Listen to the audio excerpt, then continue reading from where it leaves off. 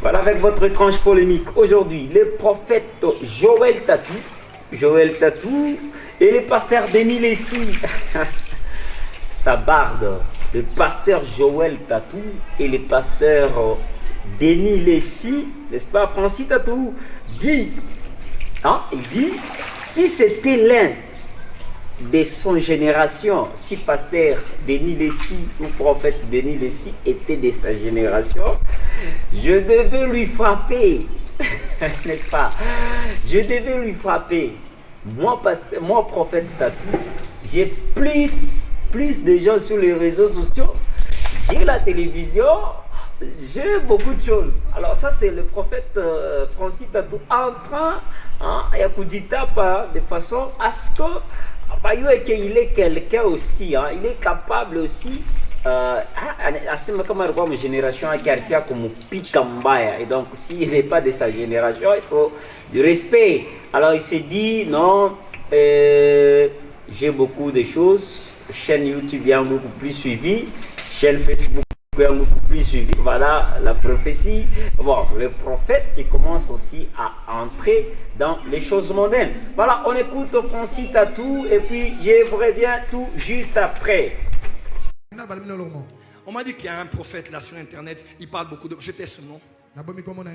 Il parle beaucoup de moi ces jours-ci, il m'attaque.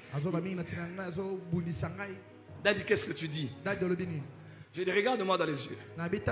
Je ne dirai rien de mal sur lui. Rien. Quelqu'un de ma génération, je peux le donner des coups. J'ai la télé. J'ai la télé à Kinshasa qui est parmi les 5 les plus suivis de Kinshasa maintenant. J'ai le plus d'abonnés que beaucoup d'hommes de Dieu au Congo. Je suis le prophète de la francophonie qui a le plus d'abonnés dans tous les réseaux sociaux confondus. Moi. Facebook, Twitter, Instagram, le prophète francophone le plus suivi de tous les réseaux sociaux.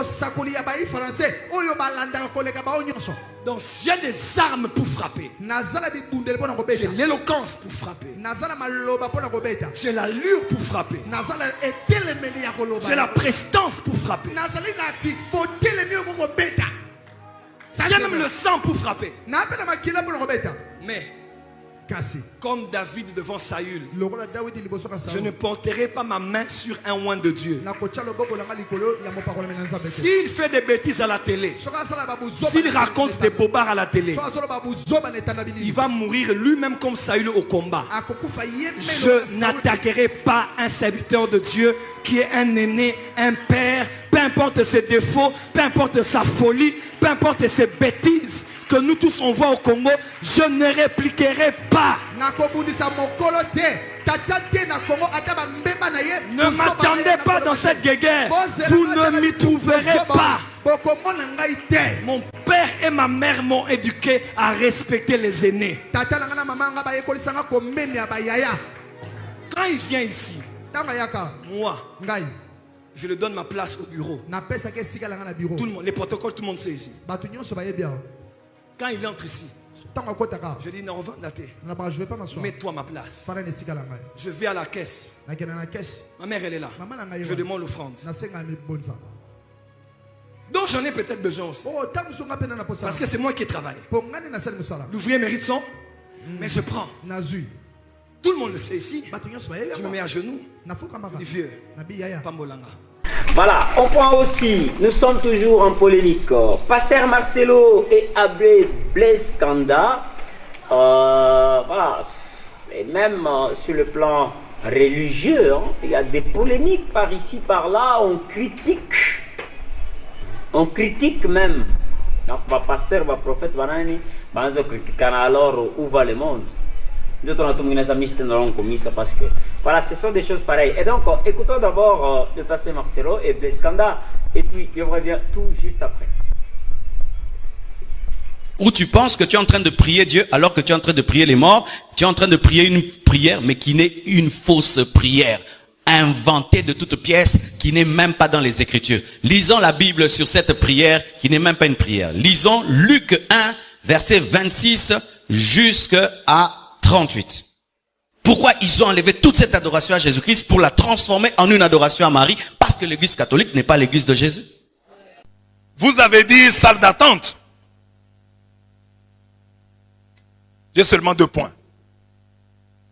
L'hôpital de Jésus et deuxième point, le pavillon le plus problématique. Je considère que l'église, le monde, c'est l'hôpital de Jésus.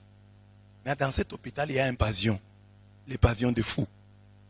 Alors, chaque chrétien doit se poser la question. Si je suis à l'hôpital de Jésus, toi tu es dans quel pavillon? Et dans le pavillon des fous là, il y a des névrosés et des psychotiques. Les névrosés sont conscients de leur folie. Les psychotiques ne sont même pas conscients de leur folie. C'est les plus malades. La divination existe même chez les catholiques. Quand vous entendez que des prières des saints, non. Ces gens-là ne sont pas des saints. Ces gens-là sont morts païens.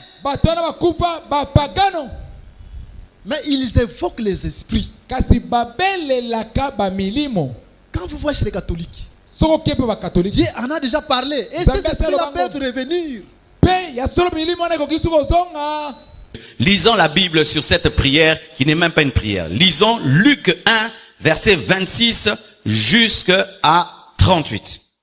Pourquoi ils ont enlevé toute cette adoration à Jésus-Christ pour la transformer en une adoration à Marie? Parce que l'église catholique n'est pas l'église de Jésus. Je répète. La Marie que l'église catholique vénère n'est pas la vraie Marie. Mais c'est Isis, c'est Astarté, c'est Miramis.